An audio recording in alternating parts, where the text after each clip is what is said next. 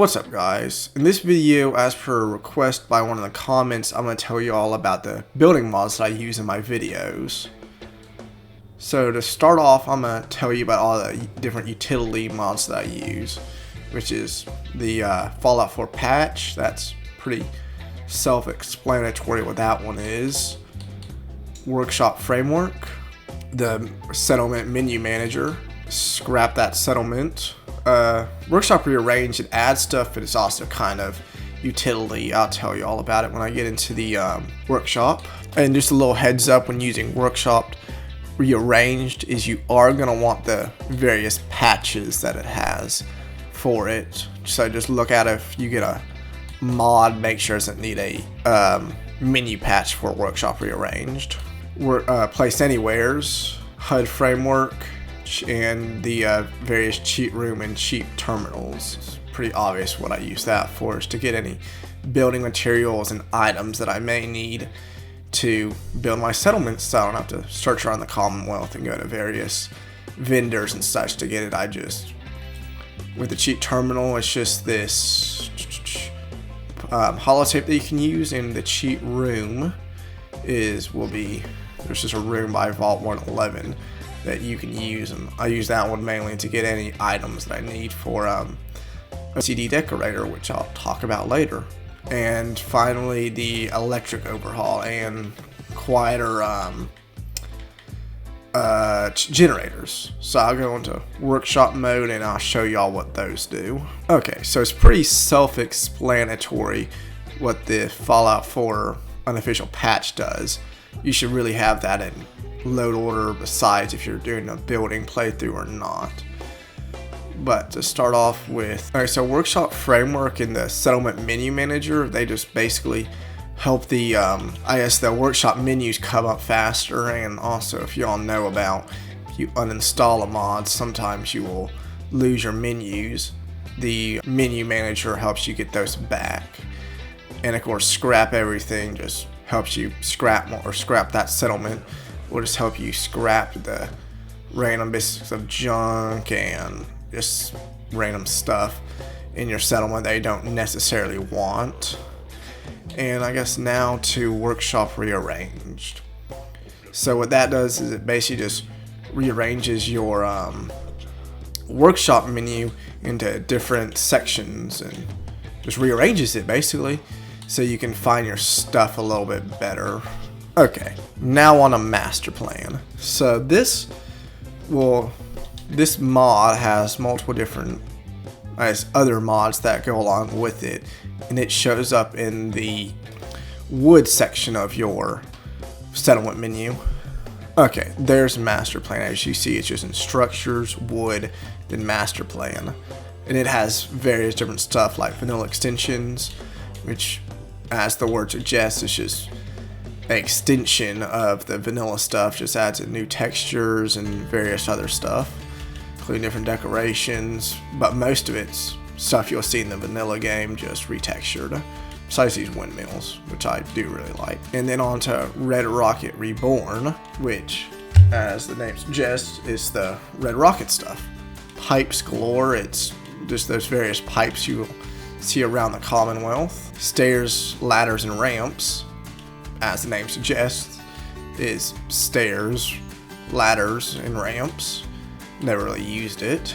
Wasteland billboards, just used to decorate your settlement with various billboards and stuff. And then Bob's Iguana Dinner, this is the Drumlin Diner style stuff, where you can build one of those little diner things. Okay, now on to USO. Now I do have a few problems with this mod. It does kinda like to crash when you go into some of the menus, so I try not to use it a whole bunch, but it does add some very good stuff. And it has the base game and then add-on, the ones for all the add-on or the DLCs. So what it basically does, it just adds all the items that you can find in the world, and it almost adds too much stuff because I don't really use half the stuff on it. Okay, now on to one of my personal favorites, Dead Wasteland. Okay, so Dead or CVC Dead Wasteland, I use this a lot to add some of my more scrappy stuff. I use a lot of the decorations a lot in the like decals department, where I can add like scruff to the floor, any broken down tubs, robots, or whatever. A lot of the boxes and this stuff I use a lot. And of course it has some of the various decorations, like pre-filled cabinets and stuff in your various rooms and stuff.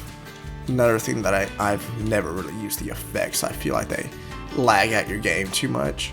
But, and of course, resources, the various planners they have, I use a lot of those in my various builds to make the farms. And have some, these little power boxes are very useful, so you don't have to string out wires to each one of your houses and buildings. In the stores section, it has this decorations that are themed to each store, which become very useful, so you don't have to decorate the store piece by piece. It has little combinations of stuff. And then it also has these various unpicked plants that don't count as plants. They're just decorations that you'll see throughout the Commonwealth. Also, another thing that I really like about it is all the different fencing types it has between the car fences and the various junk and barbed wire fences they have. Okay, next mod that I use a pretty good bit is called Creative Clutter. This is a very popular mod that's used to, well, add clutter to your settlements, and I'll show you all what it includes. Alright, so Creative Clutter again comes with its own little icon, and what it specializes in is various clutters and different pieces of decorations for your build or for your rooms. Between bedroom, bathroom, living room, outdoors. It even has displays and workshop. You'll see that in a lot of my settlements. I use it a pretty good bit. The thing that it also has is these little potted plant things, where all the, I really should have added some more materials to this area, but these little plants are scaled down probably a little bit more than half, and they will just fit in these little pots. They actually look pretty cool. OCD decorator. So remember when I was saying like the cheat terminal or the cheat room where I get all my items from? What that mod does, it allows you to place them down, and when you come back, if you just place on, you just drop an item, and then when I fast travel and then come back, this item would have flown somewhere probably on top of that. But if I place it down using OCD decorator, it will become just like a wall, and it will stay there forever until I decide to move it or whatever. And then OCD decorator will pop up as just a little icon right here, and it's sorted in different categories from medical, kitchen, dining, sports, and even body parts.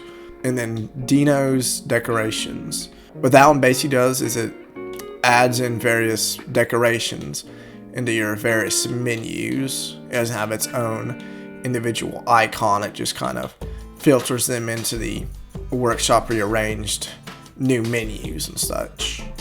And now the various mods that I use for getting different settlements is Conquest, and then this little set called We Can Live In.